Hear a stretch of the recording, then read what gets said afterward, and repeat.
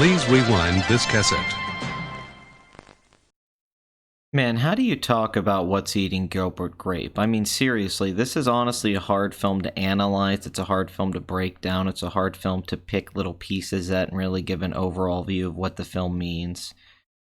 This was a very popular film in the 90s, in particular on home video and watching it on cable. I mean, in my youth, I don't remember anybody not seeing this film, and over the years, it's really become a cult favorite. However, despite the critical acclaim at the time for the tone, the performances, the film was actually a financial bomb. Still, you can't hold a great movie down, and Gilbert Grape is a testament to that, as it's really become something else. It's sort of transcended its limitations as the years has gone by and become one of my absolute favorite films.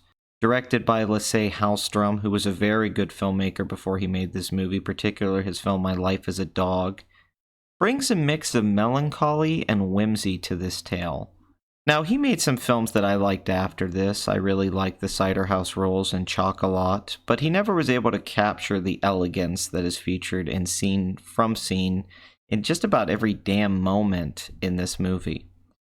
Gilbert Grape stars Johnny Depp as the character named Gilbert Grape, who, after the death of his father and his brother leaving, has to take care of his family. He has two sisters, an overweight mother who's at least 500 pounds, and a mentally handicapped brother played by Leonardo DiCaprio in a breakout performance. At this time, he had only been in Growing Pains in this boy's life. I think he was also in The Quick and the Dead before this came up, but I'm not sure.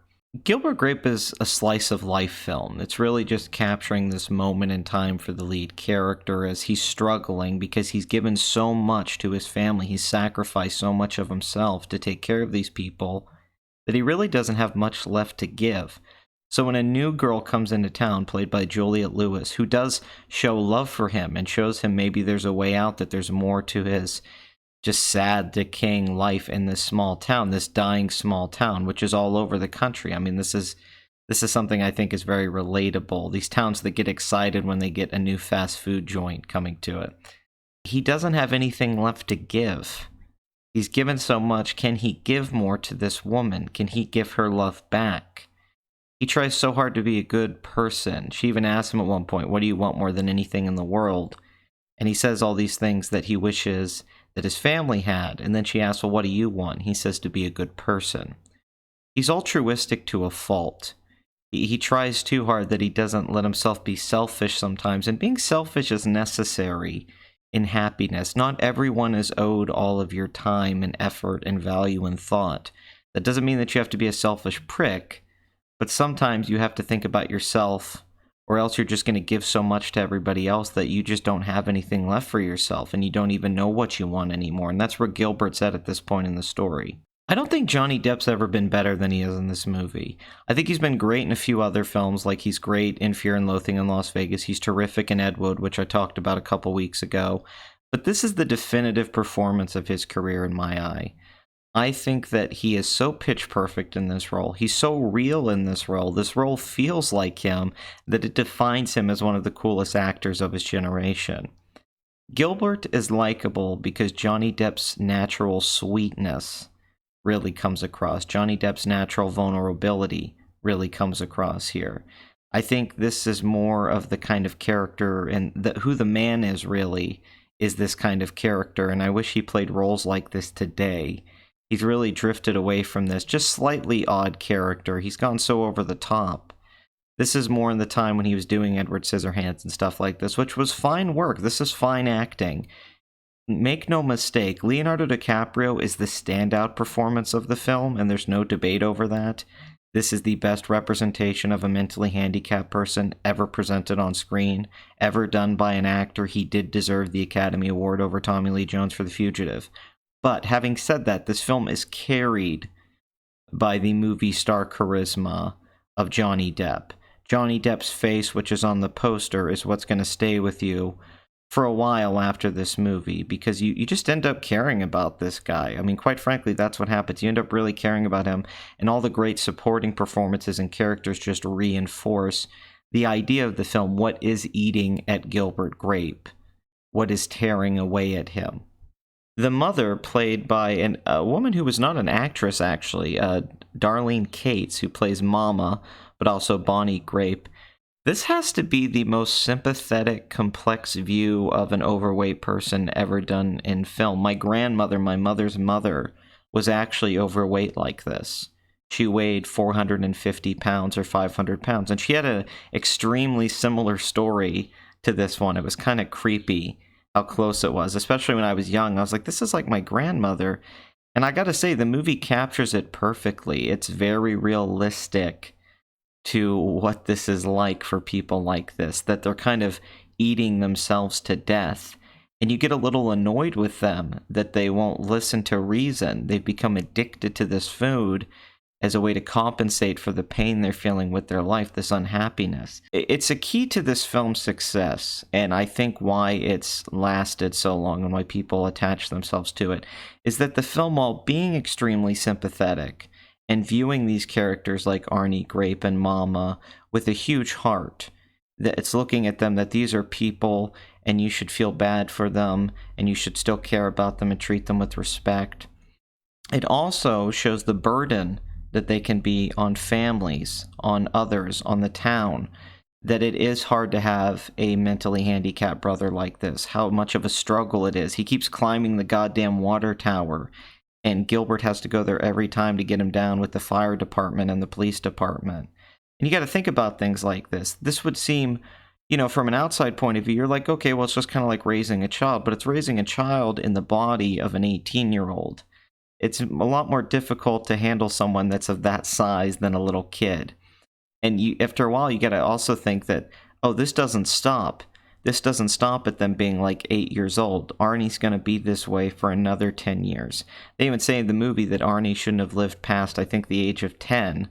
And here he is at 18, and he's still alive. And actually, a big event of the movie is built around him having his 18th birthday party.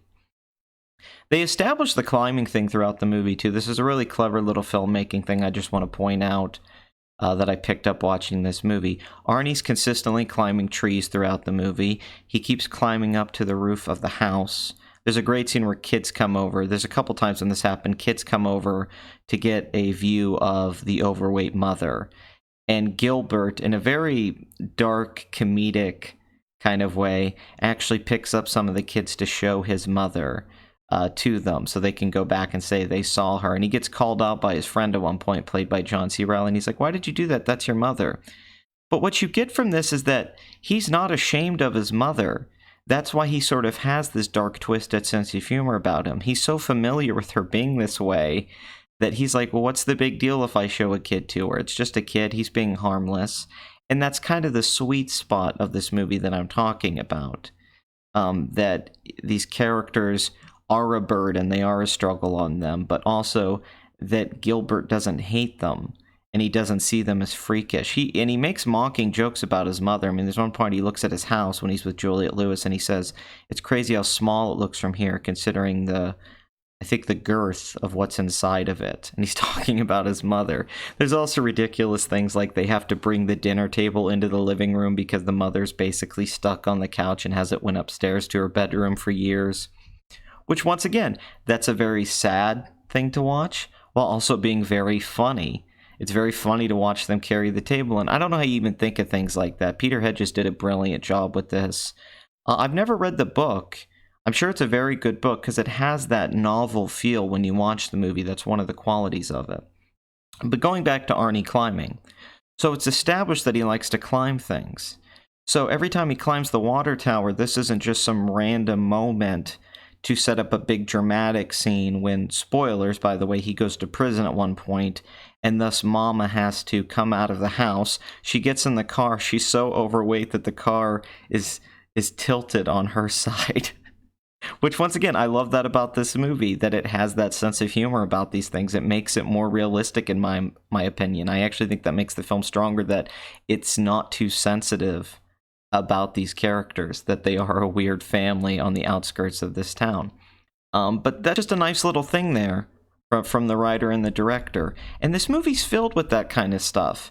Everything kind of has a purpose. For instance, John C. Reilly has a big investment in the burger barn that's coming to the town. And there's all these hilarious scenes where he's having coffee with Gilbert and Crispin Glover, who's a mortician, and he's talking about the Burger Barn coming in. He's explaining how Burger Barn invented the salad bar, what kind of oil they use for their French fries, and how it makes a better French fry. So then when the Burger Barn actually comes to town, and this is a big moment in the movie, well, you first see it come in during a funeral, and Arnie starts running out and being like, Burger Barn's here, and John C. Reilly kind of nods his head in approval.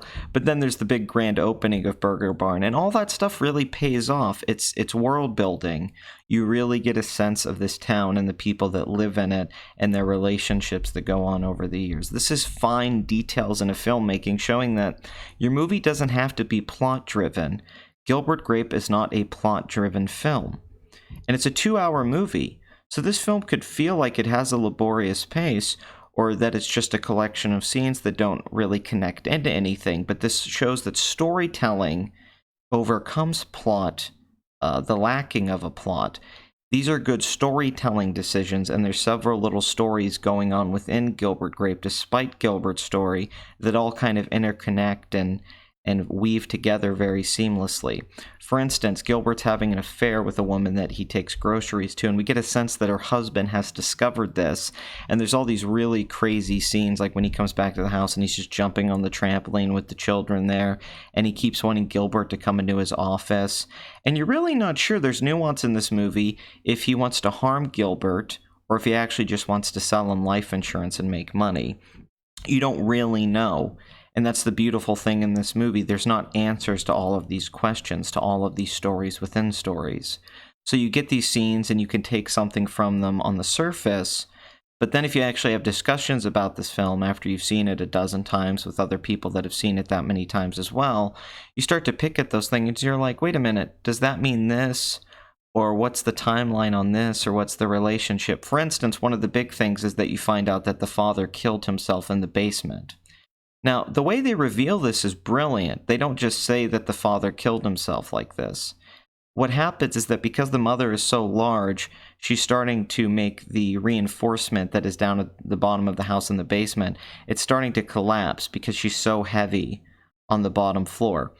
And John C. Reilly's coming down to try to fix it. And you notice that Gilbert and Arnie don't really go down into the basement. The sister's down in the basement at one part. And you're kind of like, well, why aren't they going down into the basement? So then in a later scene, John C. Reilly has brought boards to reinforce it, and he asks someone to come down and give him help. And Gilbert doesn't want to go down, and he asks Arnie to go down, and Arnie's up in a tree, and he says, I don't want to go down there. Dad's down there. Dad's down there. And he starts doing something with this necklace like he's hanging himself. See, that's just a great way to reveal that, man. Like, you could just have in the dialogue or the narration of saying, well, my dad killed himself down in the basement. But instead, it happens in this moment, and then you start to connect things like, oh, that's why they don't want to go down there. And then you have a wonderful scene that follows that up, which is something this movie does really well. It'll have an initial scene with impact, and then follow up that scene with characters talking about what happened, which is just something I would say to a lot of aspiring filmmakers out there. Don't be fearful of following up something in the next scene.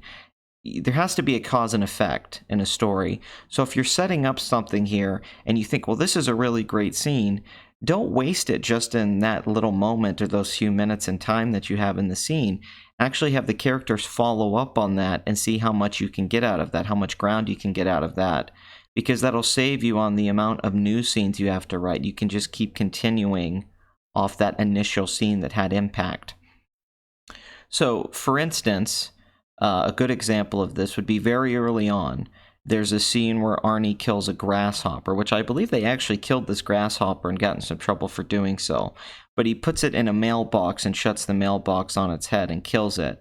And Leonardo DiCaprio in this performance filled with detail. This is a very physical performance. You'll see a little bit of the Wolf of Wall Street performance in this. And I think a little bit of the Aviator performance in this. When Leo's at his best, I think it is his physicality as an actor that comes across. He does these things with his fingers in this movie, and how he scrunches his face, and how he smiles and does things. It's a highly detailed performance that has these bursts of spontaneity that at first makes it very hard to watch. This could be really uncomfortable, but once you ease into it, you're kind of just blown away by it. I mean, and I'm not the world's biggest Leo fan. I like Leo as a guy, but I think he's been overrated. I don't think he was that great in The Revenant. I think Tom Hardy stole that movie. I think he's fine in stuff like Inception or Shutter Island. But here, it's like, holy shit. This is next level stuff.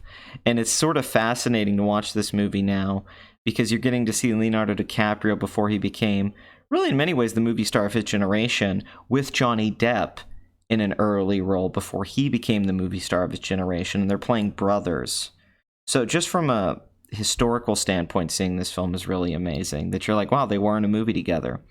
But going back to Arnie killing the grasshopper so I can stay on one train of thought here, I have a lot of things to say.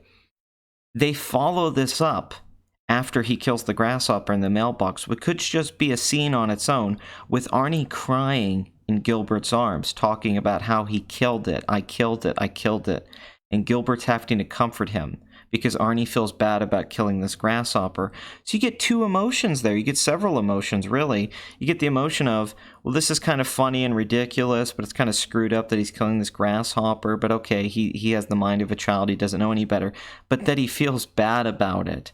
You know, if I stepped on a bug now in my life, I don't think I would care that much. But it's that innocence that we sort of lose that Arnie represents that immediately makes you love him. And even though all of the struggles he puts Gilbert through, and you can see those struggles, you ultimately root for Arnie because you understand why it's easy to love him because of that he could care so much about killing a bug. They do wonderful things like this throughout the whole movie. For instance, Gilbert has to give baths to Arnie. And throughout the movie, this is a big struggle for him because Arnie doesn't like to take a bath, like a lot of children don't like to take baths. And he has to chase him around and put him in the bathtub. Well, there's a point that Gilbert is just so frustrated with this, and he wants to go see this girl because this girl gives him the first feeling of excitement and escape and something new that he's had in years. We don't even know how long this has been. It also implies he's probably been having this affair with this older woman, perhaps even when he was a teenager. But he wants to go see this girl, so he tells Arnie, like, hey, you're a big boy, you can clean yourself. Go ahead, clean yourself. I'm going to go leave and see this girl. He comes back the next morning after spending a night with this girl. Arnie's still in the bathtub, freezing. And he covers him up in blankets and stuff like that. And once again, you got to think about the struggle there. Gilbert can't go and see this girl without dealing with this aftermath of Arnie not understanding that he needs to get out of the bathtub. So this Arnie stays in the bathtub overnight, and this becomes a big deal with Gilbert, with his mother being like, where's your head right now? Where's your head? And he doesn't know, and he's really just starting to get fed up. Ironically, or maybe from a humor standpoint, the thing that is eating Gilbert Grape is somewhat his overweight mother. And I don't mean that in a total joking way, like, oh, his mom's so big she ate him. I just mean that is what's eating at him. It's eating at his soul, is his mother and is his brother. And it's hard to watch because we've all been altruistic like this at some point in our lives. If you're not a totally shitty person, where you give a lot to make other people happy, but the problem is that after a point you don't even understand happiness for yourself. But scenes like that, right? It's the follow-up. It's not just that Gilbert leaves Arnie in the bathtub and it shows some growth for Gilbert. The fact that he comes back and gets hit with the reality that he really can't ever leave Arnie, that Arnie's never really going to change. That's beautiful. That's beautiful work. I know it sounds like I'm just stroking this movie and pointing out things that are obvious if you see it, but that's why I wanted to talk about it. When I say it's a hard film to break down and analyze, I don't want to talk about themes or the subtext or the cinematography, which this was Bergman's longtime cinematographer. He also shot Crimes and Misdemeanors. By the way, beautiful movie. Fucking beautiful movie. The skies, the town, everything. The cinematography to this film is seamless. It's a beautiful matching of director and DP, and their work on this film is seriously, I mean, I honestly think it's one of the biggest strengths of the film. It's not just the performances and the elegance in the story, but the visuals of the film, the way that it's framed, these compositions, just the mood of it. I've never even seen somebody overweight like Darlene Cates in this film shot the way they shoot her in this film. They shoot her with this beauty, that they see the beauty within her that's inside of her. And it's something that I've never really seen another movie capture as well before. There's these wonderful scenes at the end of the movie where she's talking to Gilbert And she says that, you're my knight in shimmering armor. And he goes, I think you mean shining. She goes, no, I mean shimmering. Or when she says, I never meant to be like this. I never meant to be a joke. The way they shoot these scenes, and Johnny Depp saying to her that you're not a joke, it doesn't feel like Gilbert Grape saying it to his mother. It feels like Johnny Depp saying it to this actress that you're not a joke, and we're not going to let you be a joke in this movie, and we're not going to treat you that way. We're going to treat you with dignity. It just feels palpable. It really just comes across, and it's all of these people working together to present that there's a respect for human life in this movie, that there's a respect for common decency and how you should treat people. But then also, this film is extremely predictable.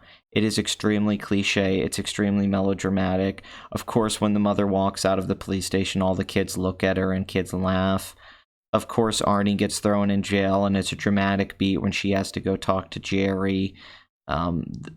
I don't know if he's the sheriff, but Jerry, I think he's the sheriff. He's a cop in the town, and clearly he has a history with the mother, which establishes more of the history of the town. These are very cliche scenes. In fact, some of these moments are even kind of like a TV movie. But those are all overcome by the execution of tone, by the pace that this movie kind of creates, that the world that this movie builds, that the details in this movie are so fine, that they're so well executed that it doesn't matter if overall it's a very predictable cliche movie.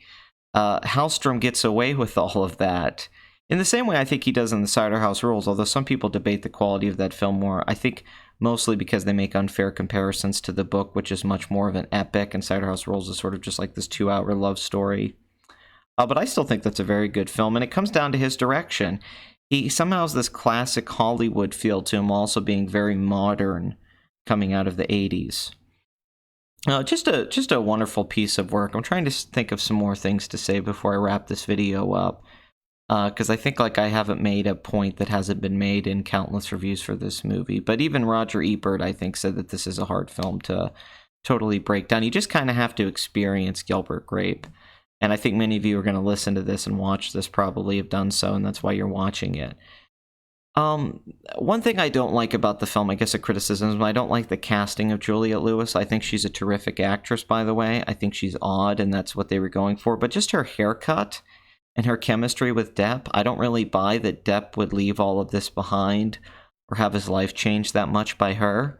I think she's a big, big mistake in this film. It's just her casting. Not a bad performance, just a miscast actor in this role. I think a different actress could have made this a lot better. That's a huge flaw for me, actually, because all the other casting's brilliant. Crispin Glover talks about his job with this joy. There's a great detail that he talks about. Sometimes they make fun of the corpses, which hits Gilbert at home because he thinks, if my mother dies one day, are they going to make fun of her body when she's at the morgue? Which is great, because then when the mother says later, I didn't mean to be a joke, that ties back into that conversation. And then in the finale of the film, once again, spoilers, in a brilliant choice by the filmmakers and the writer Peter Hedges, they have Gilbert decide to burn the house down with the family, which also reminds me of this the scene in this very overlooked cult film called The Reflecting Skin, where a boy's father burns himself to death, and then the family's watching this fire later. It's always great to watch a house on fire in a movie on a low budget. I'm not really sure why, but there's shots and scenes like this I've seen in other low-budget films where there's just a house burning. It's extremely cinematic to watch things burn at nighttime like that. It's very visceral. And he says, I'm not going to let Mama be a joke. So they burn the house down with her in it because she's deciding to go upstairs to her bedroom. And you feel at this point in the movie that, she is trying to change. She is trying to get out of the house more. Maybe she can do something. This is a moment of empowerment. And then ultimately she dies, which is another kind of predictable story beat, but is overcome by overwhelming emotion. I mean, when Arnie goes into the room to talk to his mom and he keeps saying, why are you hiding? You're hiding. Wake up. It just kills you. I mean, I cry every fucking time I watch this movie when it gets to that part. But them looking at the house being burned down and you seeing them carry the furniture out, taking out all the furniture, and just watching this house burn that's caused so much pain for all of them is cathartic. It's cathartic for you as the audience member because you know what this means to them. It's bittersweet, but they're also kind of getting a release. This fire is showing sort of a new life. It's a phoenix thing in a way that they're burning this house down, and from that they can rise from it and and maybe have a new life that they all sort of want. But the burning of the house down, the mother not being a joke, that's another thing that's established throughout the whole movie. So all of these things, like I said, they all connect. That he thinks about what people will say when his mother's dead. That he thinks about having to take care of his brother, and he's probably the one that's going to have to take care of the brother after this. I mean, he takes his brother to work with him. All of that stuff is just so poetic. All of it is so pure that it's really makes this film a special piece of work. Gene Siskel said that in his review, which he gives a rave review of this, and I highly recommend going to watch Siskel and Ebert's review of this. But Siskel saying that this is a very special film. It is. It's one of the best films the year it came out, which I believe was 93. It's one of the best films of the 90s, I think. I think looking back in an overall view, it's probably one of the best films of the 90s. This features the best work from Leonardo DiCaprio and Johnny Depp, in my opinion. That alone gives this a high recommendation. But early work from John C. Reilly, before he even worked with Paul Thomas Anderson, and then, of course, the Will Ferrell stuff. This is early John C. Reilly stuff. Crispin Glover's always brilliant. Mary Steenburgen obviously gives a great performance in this. It's just kind of hard not to praise everyone. Even the sisters are pretty great. Laura Harrington as Amy Grape. They're pretty perfect, too. They feel real. And you combine that with just Darlene Kate's incredible raw performance, and you truly have a fine film. So what is there left to say? Great cinematography, great directing, great craftsmanship, wonderful performances, and a tone that not many movies have. A tone that really captures life and the oddity of life, and small town life and dying town, sort of like The Last Picture Show in a way. It sort of has that feel to it, with maybe less The Last Picture Show is kind of looking at an era ending. I don't think Gilbert Grape's looking at the end of an era in the same way that film is. It's sort of the end of a time, but I think it's showing what happens after that era ends, and showing these people who sort of live a hopeless existence, that there'll never be anything more. And we all feel that, even if you live in the city. I live in the city now. You still feel that like you're never going to get that opportunity that you really want, and you don't even know what that is. It's sort of abstract what that's going to be. Gilbert Grape's about that. Essentially what I do think the film is about, besides everything I've talked about, is yearning for more, and trying to understand what that more is, and then letting other people who maybe become a burden to you, even though you love them and affect you negatively, trying to find people that are willing to give a lot back to you, so you're not just getting things taken from you. But what a good relationship is, what a good marriage is, what a good friendship is somebody giving back to you and not being selfish, and fulfilling at least a little bit of what you need to be complete, which is these human interactions that we all need, so we're not just stuck in our own heads all the time, so we don't just become egotistical, and stuff like that. But a wonderful piece of work. I feel like Johnny Depp said he was kind of in the mindset of the character at this time, that he was sad, and the sadness comes across. Leo said this was some of the most fun he ever had making a movie. There's not enough to say about his performance as Arnie Grape. I mean, it's an astonishing piece of work. It shuts up any critic of Leo's acting ability. It's just wonderful. I'm pro Rio Tardo DiCaprio. Yeah, I had to fit that in there. And just overall, it's one of my favorite films. It really is. You'll cry, you'll laugh, you'll feel sad, you'll be really happy at points, you'll be confused at points. You might even be a little freaked out at points. There's some scenes that get a little heavy, when like he first smacks Arnie around and stuff like that. There's just a look on Leo's face when he has some blood on his face for being hit by his brother that's just like, shit, man. I mean, it stings. And then he hits his brother back later, and it's kind of like a response to that. Once again, they follow up things that happen in this movie. It's kind of the key to this structure of this film. But rewatching it again recently, like I said, I watched it 2 days in a row, completely held up.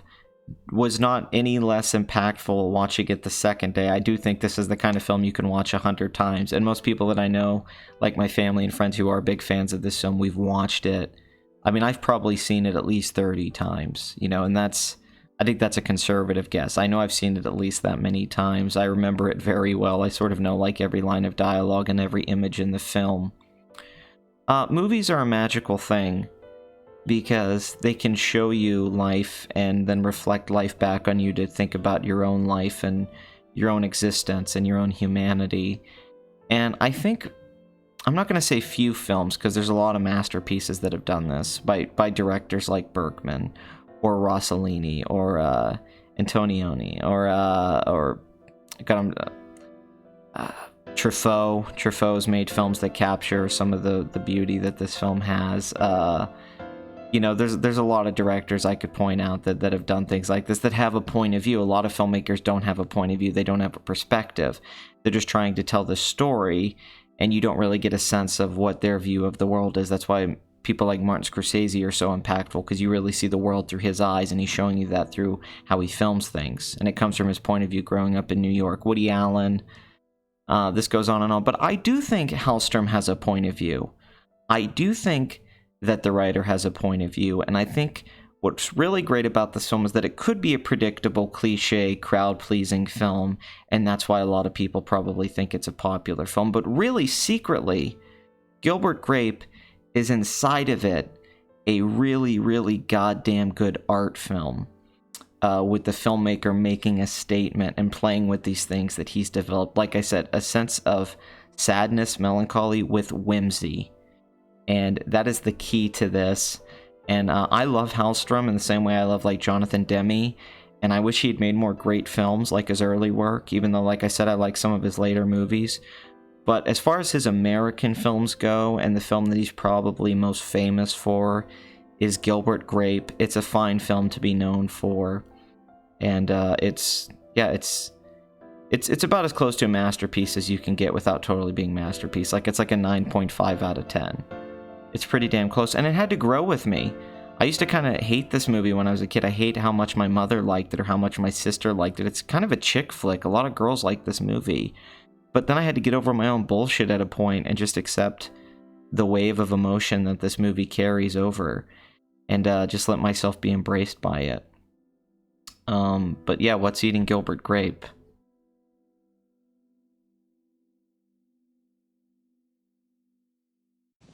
What do you want for you? Just for you. I want to be a good person.